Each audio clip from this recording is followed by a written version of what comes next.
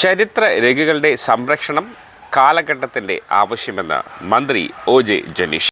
ചരിത്ര രേഖകളും സാംസ്കാരിക പൈതൃകങ്ങളും സംരക്ഷിക്കേണ്ടത് കാലഘട്ടത്തിൻ്റെ ആവശ്യമാണെന്നും ഇതിന് സർക്കാർ പിന്തുണ നൽകുമെന്നും പുരാരേഖ വകുപ്പ് മന്ത്രി ഒ.ജെ. ജനീഷ് പറഞ്ഞു. കേരള സംസ്ഥാന പുരാവകുപ്പിൻ്റെ നേതൃത്വത്തിൽ സംഘടിപ്പിച്ച അന്താരാഷ്ട്ര ആർക്കവൈസ് വാരാഘോഷങ്ങളുടെ സംസ്ഥാന തല ഉദ്ഘാടനം തിരുവനന്തപുരത്ത് സെന്റ് ജോസഫ്സ് ഹയർ സെക്കൻഡറി സ്കൂളിൽ നിർവഹിക്കുകയായിരുന്നു മന്ത്രി. ജൂൺ 9 ആചരിക്കുന്നത് ഇൻ്റർനാഷണൽ കൗൺസിൽ ഓൺ ആർക്കൈവ്സിൻ്റെ തീരുമാനപ്രകാരം ലോകത്തിൻ്റെ ചരിത്രവും ഭരണപരവും സാംസ്കാരികവുമായ രേഖകൾ സംരക്ഷിക്കുന്നതിൻ്റെ പ്രാധാന്യം ജനങ്ങളിലേക്ക് എത്തിക്കുന്നതിന് വേണ്ടിയിട്ടാണ് ഇവിടെ ഇപ്പോൾ ജൂൺ 8 മുതൽ 13 വരെ നീണ്ടു നിൽക്കുന്ന ഈ ഒരു പ്രചരണത്തിന് തുടക്കം കുറിക്കുന്നത്. ആർക്കൈവിലൊരു പ്രാധാന്യം നിങ്ങളൊന്ന് പരിശോധിച്ച് നോക്കിയാൽ അറിയാൻ വേണ്ടി സാധിക്കും.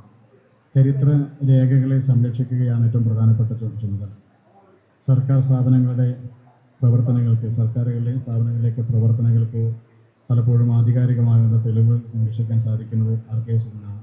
പേപ്പറുകളില്ലാതിരുന്നൊരു കാലത്ത്, ഡിജിറ്റൽ സംവിധാനങ്ങളില്ലാതിരുന്നൊരു കാലത്ത് താളിയോലകളെ ആശ്രയിച്ചുകൊണ്ട് എഴുതപ്പെട്ടിരുന്ന ഗ്രന്ഥങ്ങളും അതുപോലെ തന്നെ വൈദ്യ ശാസ്ത്രത്തിൻ്റെ ഭാഗമായ രേഖകളും രാജകൽപ്പനയുടെ ഭാഗമായ ഉത്തരവുകളും അതിനേക്കാൾ മുമ്പ് ശിലകളിൽ രേഖപ്പെടുത്തപ്പെട്ടിരുന്ന അക്ഷരങ്ങളും ലിപികളും ഗുഹകളിൽ രേഖപ്പെടുത്തപ്പെട്ടിരുന്ന അക്ഷരങ്ങളും ലിപികളും അങ്ങനെ ഒട്ടനവധിയായ പഠനം ഇതിൻ്റെ ഭാഗമായിട്ടുണ്ട്. വായിച്ചു നോക്കാൻ തീരുമാനിച്ചാൽ, പഠിക്കാൻ തീരുമാനിച്ചാൽ വളരെ കൗതുകമുള്ള ഒരു പ്രധാനപ്പെട്ട ഒരു ശാഖ കൂടിയാണ്, അറിവിൻ്റെ ഒരു പ്രധാനപ്പെട്ട ശാഖ കൂടിയാണ്. വളരെ ലളിതമായി പറഞ്ഞാൽ നമുക്ക് ചരിത്രം അറിഞ്ഞിരിക്കേണ്ടത് ആവശ്യമാണ്. പലപ്പോഴും നമ്മളൊക്കെ പറയും ചരിത്രം അത്ര പ്രാധാന്യപ്പെട്ടതല്ല എന്ന് പറയും. വളരെ ലളിതമായി നമുക്കൊന്നിങ്ങനെ പരിശോധിച്ച് നോക്കിയാൽ നമുക്കെല്ലാവർക്കും നമ്മുടെ പേരറിയാം, നമ്മുടെ അച്ഛൻ്റെയും അമ്മയുടെയും പേരറിയാം, അച്ചിച്ചൻ്റെയും അമ്മൂമ്മയുടെയും പേരറിയാം.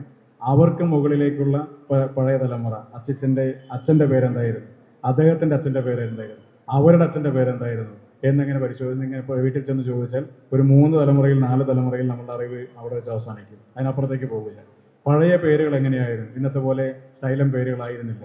പഴയ പേരുകൾക്ക് ഒരു പരിണാമത്തിൻ്റെ ഒരു ഗതിയുണ്ട്.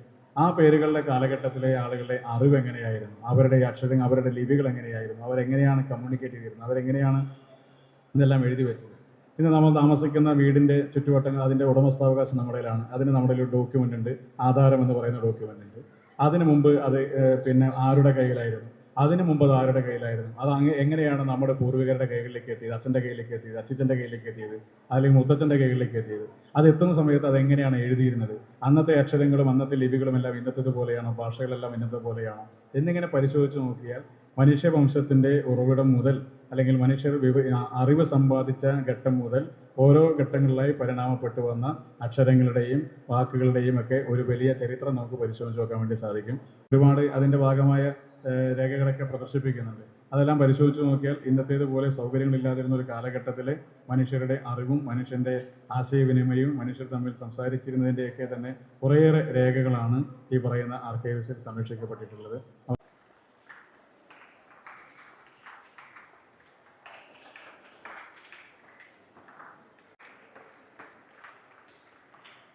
Muhammad Ibrahim J 5E.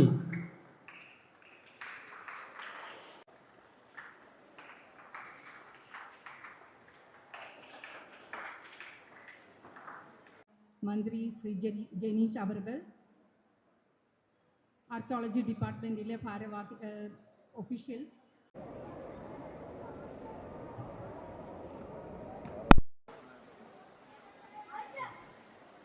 മത്സരത്തിൽ പങ്കെടുത്ത എല്ലാവർക്കുമുള്ള സമ്മാനം ആർക്കൈവ്സിന്റെ ഡയറക്ടർ സൂക്ഷിച്ചു വച്ചിട്ടുണ്ട്. AD 1426 മുതലുള്ള എല്ലാ